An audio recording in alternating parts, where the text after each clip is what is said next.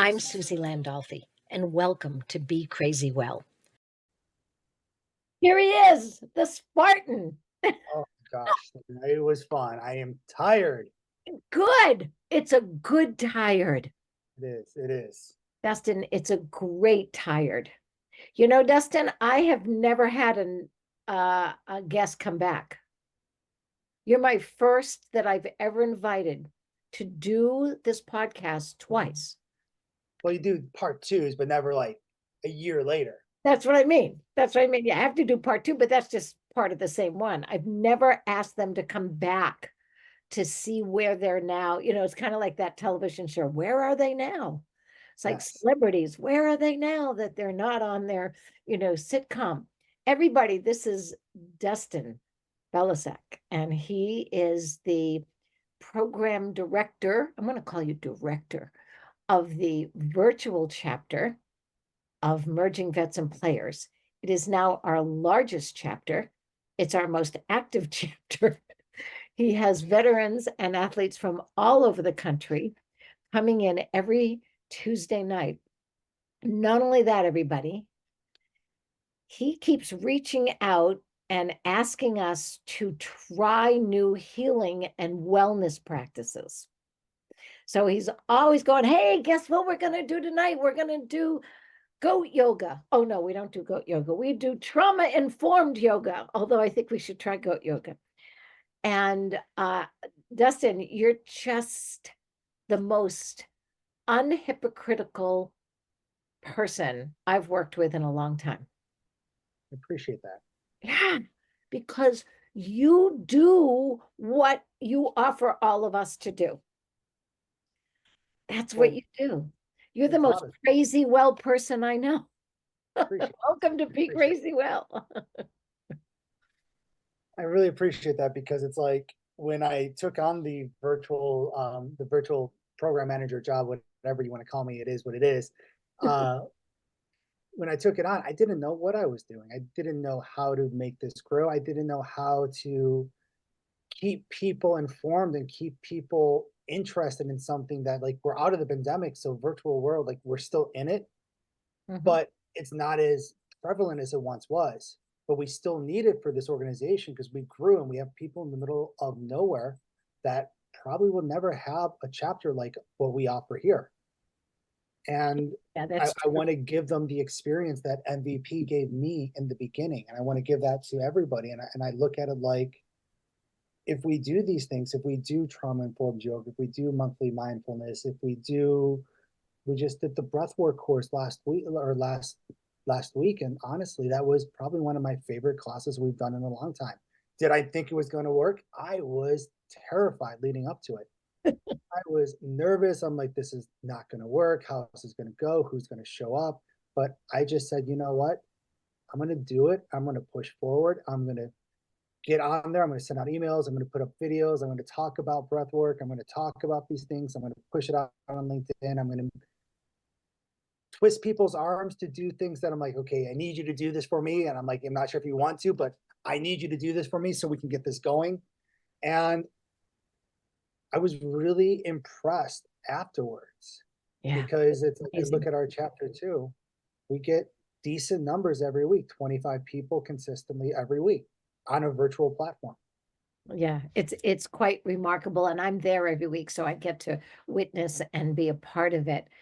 And what I love what you just said is be afraid and do it anyway. Be nervous and do it anyway, but there's something else you do. You don't just remind us once that something is being offered, and you open it up to the community, not just MVP members, family members, and the community. You remind us on a daily basis, and that actually is great science.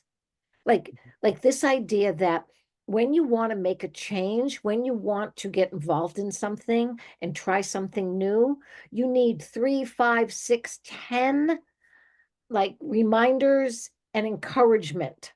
You need it. We all need it. We all deserve it.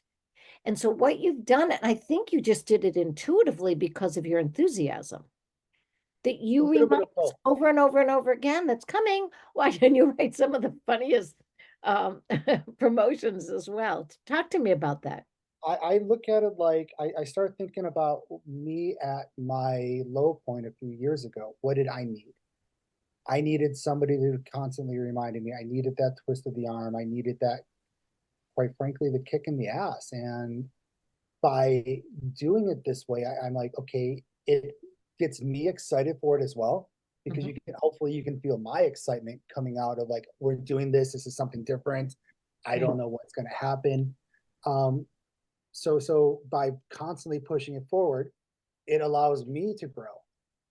It allows me to be better. It allows me to get to the next level of my life and figure out what's next for in my direction. And you said opening it up to the community. I look at it like this, like MVP is amazing. And we do some great work on Tuesday nights, and Tuesday nights are about the members only. You know, we're about the athletes and the veterans on Tuesday nights, and we're going to keep it that way. But I also look at, like, you know, we have this amazing platform virtually. Like, what else can we do? It's, we can reach out to so many other lives. We can showcase what we do here at MVP by opening all this stuff up to the community, by just giving it away, because why not? Like, we're still about Tuesday. If we have somebody that's like, you know, I like what you're doing in MVP. I'm not sure why would I want to donate to them? Well, come to everything else we're doing. You're going to get something out Right. of what else we're doing. Like, what we're doing Monday is the trauma informed yoga, and it's different type of yoga. It's very slow paced. It's breath work. It's different, but it's going to be, you know, if you want to try something different, it's there. If you want to try mindfulness, it's there. And then, you know, talking with Joe today, I told him I want to do the breath work bi-monthly, and he's like, in. Right. So we're going to bring that up and keep it, and, you know, talking with you, keeping it open to the community to Mhm. allow everybody to experience this. And it also gives Joe a chance to showcase, like, oh, I don't know about breath work. That's not for me. Come to this free breath work course that we're offering. It's free. One, you get to learn about MVP. Right. Two, you get to learn about breath work. Three, you get to see Joe in action. And if Tell you us see who in Joe action, is. Tell everybody who Joe is, because it's really so interesting. Joe is, he is an amazing human being. He's about 7 foot tall. Like, he's like 7'4". He's gigantic. Like, I'm like, oh my God, you're a giant. I'm scared of you. But he played for UCLA. He graduated from UCLA. He Played went on what? What did he play play? football in UCLA. You would think he's a basketball player because of how tall he is, but he was a football player. From there, he went on to play in the NFL. He played for the Detroit Lions in the 2013 and 14 season. He actually started practicing yoga while he was at UCLA. And then for the past 5, 6 years, he's been practicing breath work. He's been getting his certifications. He's going to schools. He's traveling around the world teaching breath work classes now. He's got a retreat coming up in a few months in Costa Rica. And I'm like, that's amazing. It's a 5-day retreat where all they're doing is breathing. I'm like, that is crazy amazing. It's crazy well. It's so out of the norm, but the energy he brings to it, and you see him virtually, you're going to be like, I want to bring this to my company. I want to bring this to my sports organization. I want to bring, how can I get him involved to bring him forward further? And I look at it like this, like, we're giving him a chance because he's a member too. We're Right. giving him a chance to use our platform to grow his own business as well. You know, it's interesting too, when you think about it. So we have Joe, who is NFL, and he's doing breath work. We have Bruce Kittle, whose son is obviously George Kittle, and his daughter Emma do this whole mindfulness meditation, and that. Um, and I was just sort of thinking, we have members coming up with ideas. So the trauma informed yoga with Dave Truesdale and his wife. He's a member down in Texas. They're a little too far away to go to our Dallas. So he's in our chapter. But think about that. We have 3 members providing monthly wellness practices. And then I do the psychoeducation once a month, and you've been absolutely such a blessing to help promote that as well. And we've gotten so much great traction with that. So MVP, because of you, MVP is not just once a week. It's not just once a week huddle, workout and huddle, which is how we started. And that's what it was. You've now made it a weekly like wellness practice program so that you get more. You can, come into the huddle and share what's going on in your life, both the wins and the struggles. And then you have all of these practices that you can do on a weekly, like daily basis. And I think the way that you present it too, because you do it, I have to say this, there are some people that work in organizations that do their job and they don't do the work. They do their job, but they don't actually put the time and energy into their own personal change and healing. They don't. And one of the things I'm so grateful for you is that you do that. So asking you back was because I've seen, and you're so great about contacting me weekly too. You're like, oh, and you text me and we have conversations and we struggle with some stuff and then we, celebrate some things.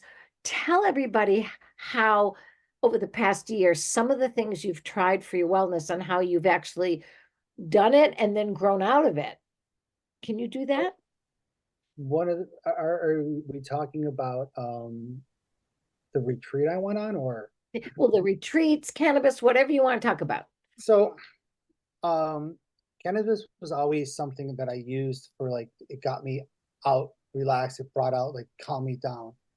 And last September, I have a friend who runs an organization called Soul Miners out in the Las Vegas area. And through his organization, he takes people out to do a plant medicine retreat at the Grand Canyon.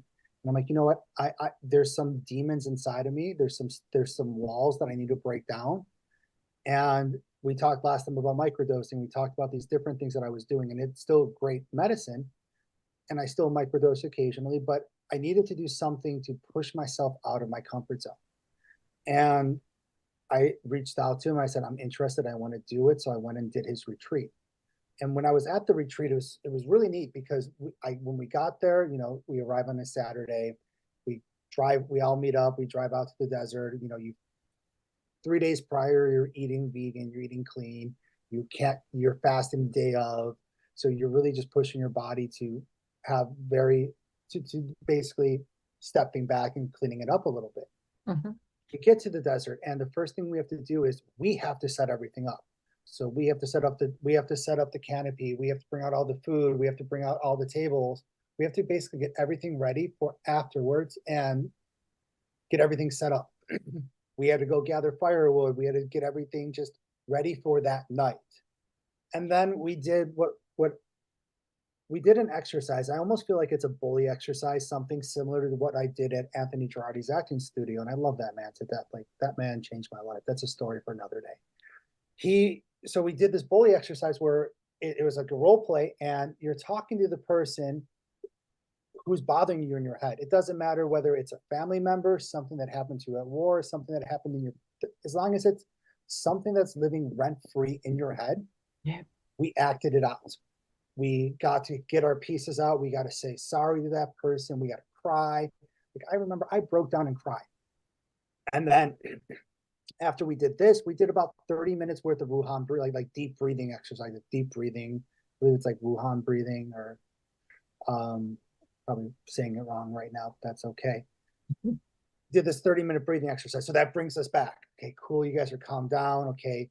It's now coming to sunset. Dusk is happening. Here's a pen and paper. Go write a letter to your past self.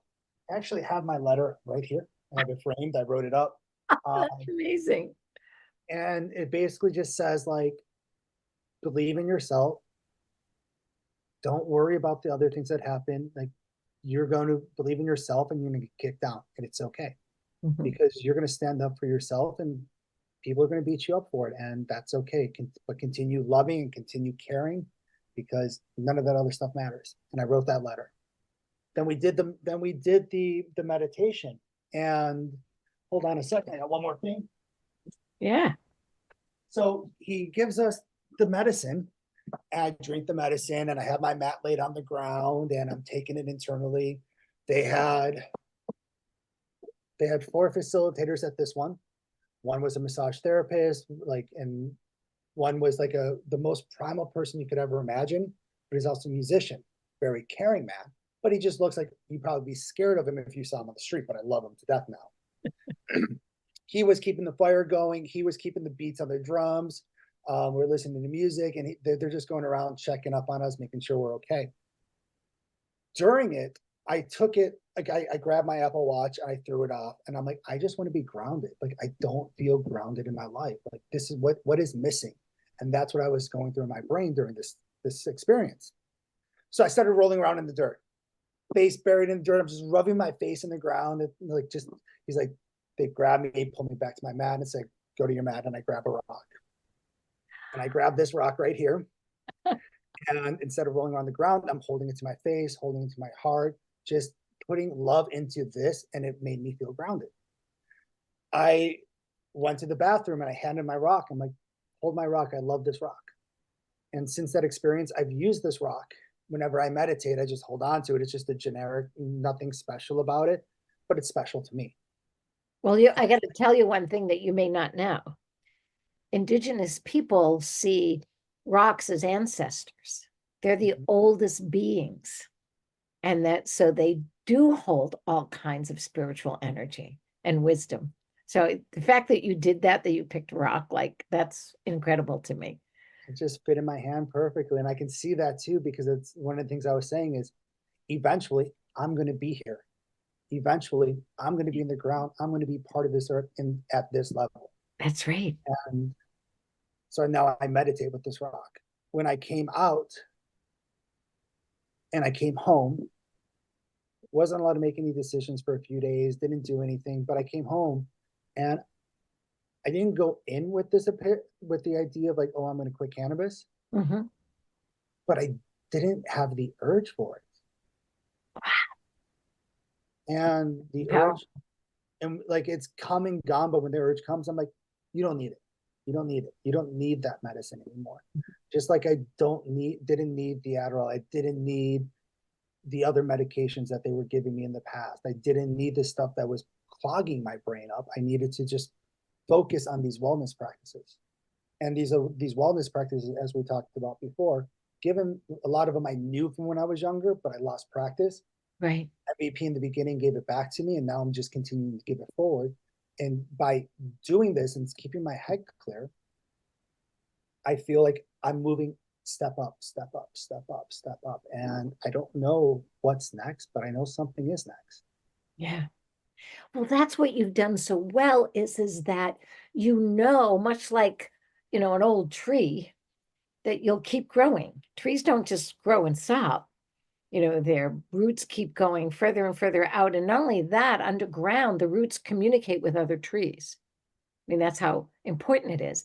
So the mycology system.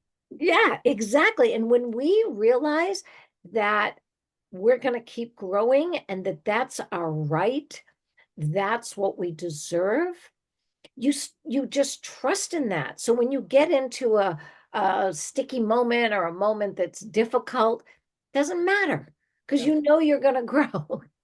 Whereas before we get panicked, we're like, hell, oh my God, I'm never going to grow. I'm not going to get out of this. That. And we start to hear those voices in our head that are not even ours.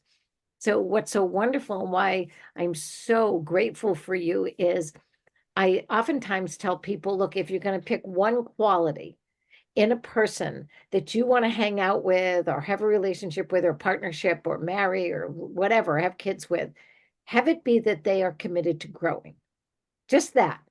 Because even though when that they're struggling, they're going to get out of it because they're committed to growing. And that's what you've done. Thank you. Yeah, that's really true. And, and it hasn't always been easy. You've had struggles with your family because they aren't necessarily committed or feel safe, comfortable, or courageous enough to keep trying and keep growing, right? To keep searching and looking for wellness and believing it's their right. So talk to me about how even when people can't do this, can't do that, how do you handle when somebody, you have to work with, be with, hang on to in life. How do you manage that now? I kind of bring it to people's attention, like with some of my family members. So in the last year, they sent me a message. Like I reached out to them. I'm like, can you let me know how mom's doing? I'm helping her with these things, and I'm not there, but I would love for you to tell me these things. Well, he ignored me, and I just let it go. Then out of the blue, one day I got a message with an unsolicited message with just a job posting months later. I'm like, what is this? This isn't healthy. This isn't beneficial for anybody's mental health. And I sat back, I woke up and I saw the message. I'm like, what do I want to say? So you didn't react, you sat and reflected for a while. I wanted to blow up on him. Sure. And I didn't. And so what I did is I wrote it out. I wrote out, okay, blow up, boom, boom, boom, boom. Okay, read it. Okay, not, don't send it. I wrote it in like my notes. Don't send it. Read it again. How does this feel? How do you want it to feel to the person that you're sending it to? I wanted it to feel positive. I wanted them to understand what growth is and what help actually is. So I wrote it to say, this is what help is, and explaining it to him. But unsolicited job posting, when I haven't talked to him much in months, is not help. So please don't do this and follow these steps. They were like, fine, I won't help you. I'm like, okay, fine. That's your choice. I'm okay with that. That's amazing, because it lived in my mind that day though. Like it bothered me. I was running through events. I'm angry. I'm yelling in screaming in my head. My roommates are all angry inside, but I didn't let it come out. Right. So it's kind of like that storm inside of us. I always tell people that you can either be a cattle or you can be a buffalo. Cattle run away from the storm, right? And then they keep running and running, get really tired, and the storm's chasing them and chasing them. They're getting exhausted, and finally the storm overtakes them and freezes them right in mid-flight. Buffalo look, oh, here comes the storm, turns around and faces the storm and runs straight for it. The entire herd just runs smack. It smacks them right in that big head of theirs, in that big chest of theirs, and they run right through it, and it's really hitting them, and it's really tough, and they run right out the other side. Because when you face something head on, you're going to come out stronger. It's not going to last as long, and you're going to come out stronger. Yeah. Is there anything you think about now, about any ideas of some goals, missions, experiences that you want to try? Is there anything you've been thinking about? I love what you do. I love like what you've brought to the table here, and the way talking to people, and what I've been doing at MVP for the past, God, I was hired on in 2020, and I'm 2024 now, and been a part of the organization since like 2016. But what I've learned here is just to be patient with people, and it's okay to blow up. It's okay to have those feelings, and it's okay to express like, oh yeah, I would do the same thing, but it's not beneficial. And that's something I've learned from you, is like you'll admit, oh yeah, I would do that too. I want to swear, I want to cuss, I want to jab somebody in the face at times, and it's okay to admit that. Right. But let's talk about that. Let's talk through it. But eventually I would love to be able to follow in those type of footsteps to help other people along the way. Wow. You could be a mental health coach. Yes. That would be awesome. Yeah, it's amazing when you say something out loud and you admit, like, here I am a therapist, and when I can say to people, yeah, I would have wanted to punch him. I felt like punching in the face. And now that I'm a boxer, I really want to punch him. And to be able to laugh at myself and say, yeah, I still get some of those thoughts and feelings. I just don't act on them. I don't act on them. And it's okay to have feelings. We're allowed to have feelings. Yeah, and I don't beat myself up for, or shame myself for feeling or thinking those. Most of our thoughts that we have are not true. Most of our feelings are not facts. They come up like a big swell in the ocean, and then they calm down like that too. So, it hits the shore and it just dissipates, that big wave. It's gone. So yeah, that's exactly what we can do. And then it's safe. We're safe. I loved the other word that you used was grounded. That this idea that We need to ground ourselves. And even scientifically, the idea that if you could walk outside and stand on dirt, just like you were doing at that retreat, and you were literally intuitively putting the dirt on you, it's because the earth has an electromagnetic field. It has a pull, and that literally grounds you, can literally hold you steady, speak, and it comes right up through the earth into your bare feet and into your body. Like, we are electrical energy and we can utilize that. So that idea of ground myself is really important, because when I'm not grounded, I could fall over, I could trip, I could like not stand still and be calm at a time that's really important to me. It's like horses, they never want to fall down, ever. That's the worst thing that can happen to horses, to fall down. They don't want to fall down. And they got 4 legs to keep them steady, right? So they're very clear about how to stay grounded and how to do that. What is some of the most interesting, fun, joyous things that you do on a weekly, daily, whatever basis that you can now do for you? I don't think we always talk a lot about struggles and stuff like that. We don't talk enough about joy, joyous, fun. What are some of those things you like to do for you? So I know this is going to sound silly, but one of the Good. things I love doing for myself is, because MVP's out of Unbreakable Performance in West Hollywood, Right. they have a machine in the background, in the back room, that they use for recovery called the Normatec. And I bought it. I ended up using it and seeing a benefit from it. And in the gym, and I stopped using it for 3 months, and my pain started coming back, and all this other stuff, like these physical elements that I would have started happening again, like getting a limp again. I'm like, where's this coming from? I realized I stopped using this machine. And then I ended up buying the complete package for myself, because I'm like, okay, you know what? My legs, this helps my legs when I'm at the gym. If I can't be at the gym, I want to be able to do this for myself. Yeah. So I bought it. And then I'm like, I wonder what would happen if my hips, because my hips are always tight. Mm. Bought the hip one.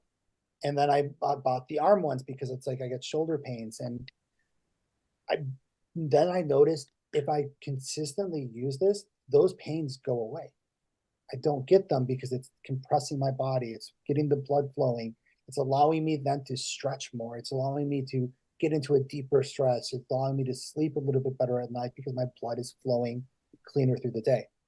And it wasn't cheap, and I'm paying monthly on the machine, but I looked at it like it was worth my health, because then I'll be sitting on my computer talking. I'll be boom, doing my work, and it's just doing this to my body. Then I Yeah. get up and I feel great. Wow. I decided I'll go back to school for one class a semester, and eventually something will happen. Don't know what I'm doing, don't know why I'm doing it. I'm just like, you know what? I need to do this for myself, and I'll just take one class and I'll Sure. learn. And I'll That's continue pushing forward, and I'll continue growing, and I'll continue talking about what's next for my life and yeah. figuring that out. I love going into the gym and working out. I had a great time when I went over to craft boxing. Mhm. That workout there, I couldn't move the next day, even with my machine, like getting me compressed, couldn't move. Yeah. Loved it, couldn't move. Like, they smoked me, and I thank George for putting on such a great program over there. Yeah. I thank Jay for putting on a great program in LA too, with the Unbreakable Performance. Like, the way that they get the body moving, and they go in, body movement, and they go into boxing, they give you a little bit of both. Mhm. I love doing that, because it allows my mind to step back.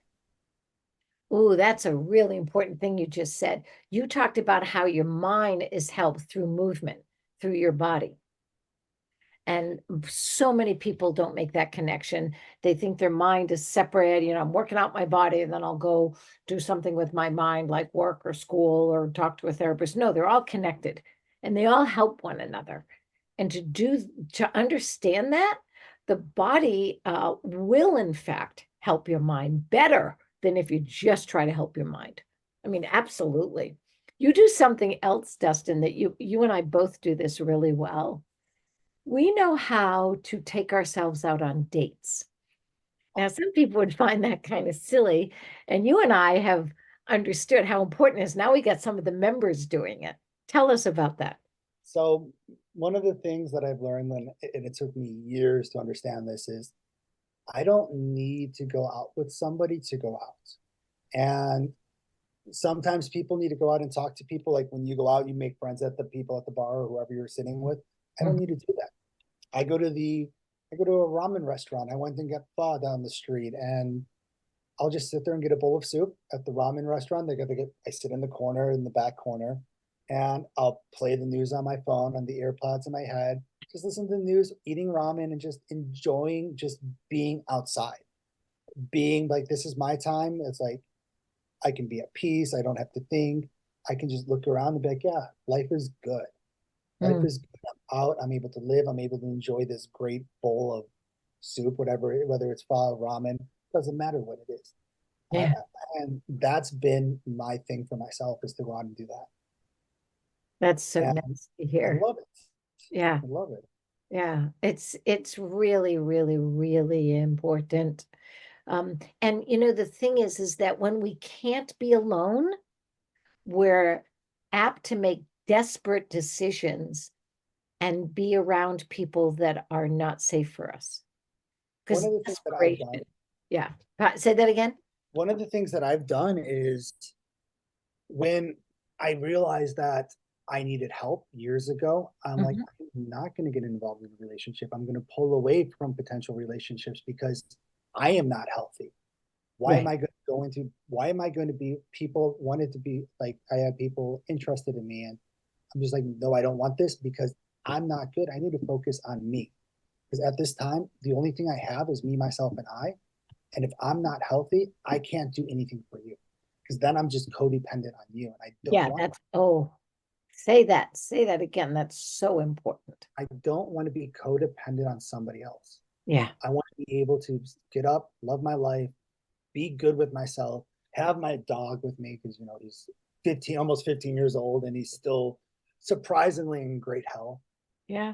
And be able to enjoy this. And it's now that now that I've learned this, now it's almost time to like, how do I bring somebody in to share the wealth with them, the wealth of the love I've learned for myself with them? How do I share these outside the huddle activities that we do with them? Because these are open for everybody. Yeah.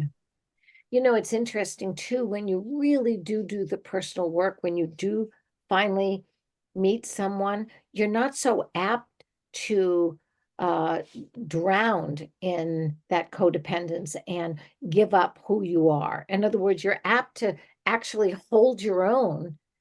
And so you don't have to do everything together. You don't take everything personally. You don't, struggle with all of that fear and sadness that comes out so often for all of us because of our childhoods. So, this idea, when you are strong within yourself and your core is strong physically, emotionally, intellectually, spiritually, and financially, when you do meet up with someone, you can walk a parallel path with them and not get lost in their issues and their fear and sadness and yours. You can literally just kind of hold your own. And if it works out and it keeps going for days or weeks or months or years, that's great. And if it doesn't, you don't fall down, you don't miss a beat. Like, oh, okay, that wasn't the right person to make a long-term relationship with. And I learned something, I had some good times, and then I saw, okay, that's probably not where we need to go. People can't do that if they're not doing their own personal work. Yeah. And it's hard to realize that you need to do your personal work. It Yeah. took me years to do it. It took me forever.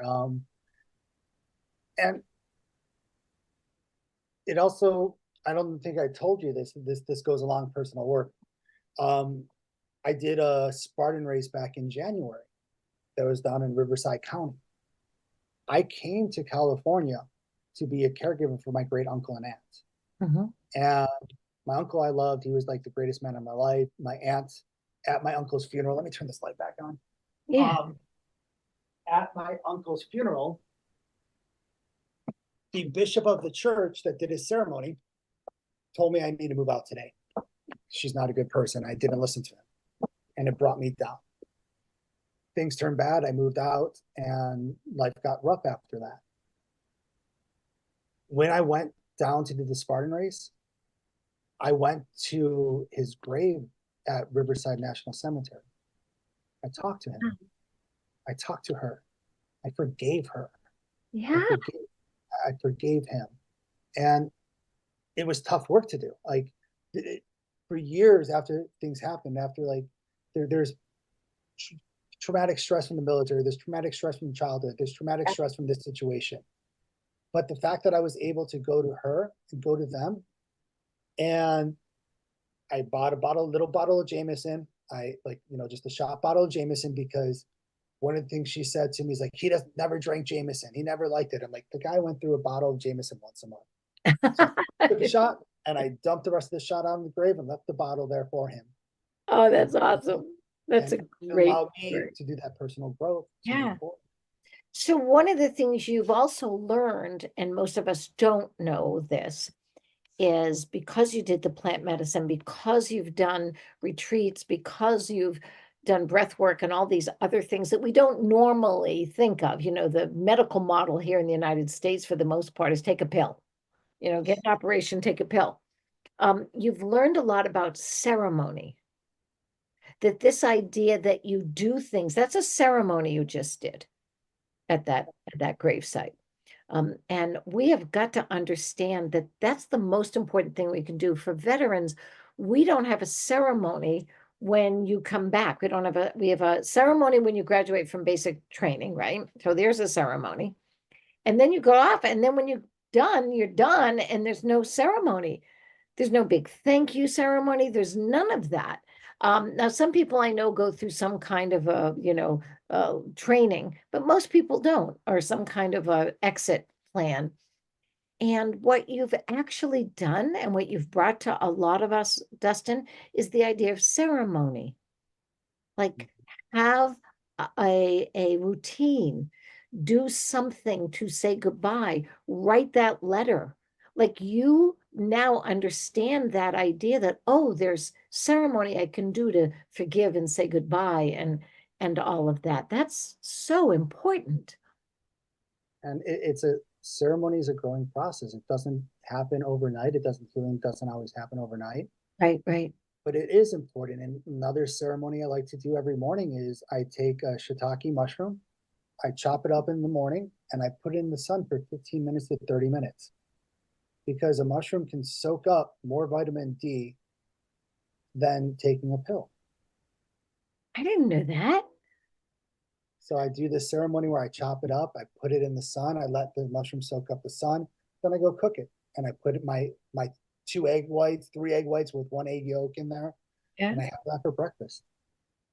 I've been looking into mushroom coffee. You know, with the reishi mushrooms and chaga and all of that. So thank you for that, because I did not know that. What a great ceremony, great way. And these are all ancient things that, you know, again, ancestors and knew this. They knew this, and indigenous people. They knew how to take, again, that's plant medicine again. That, shiitake mushroom soaking up the D, that is plant medicine once again.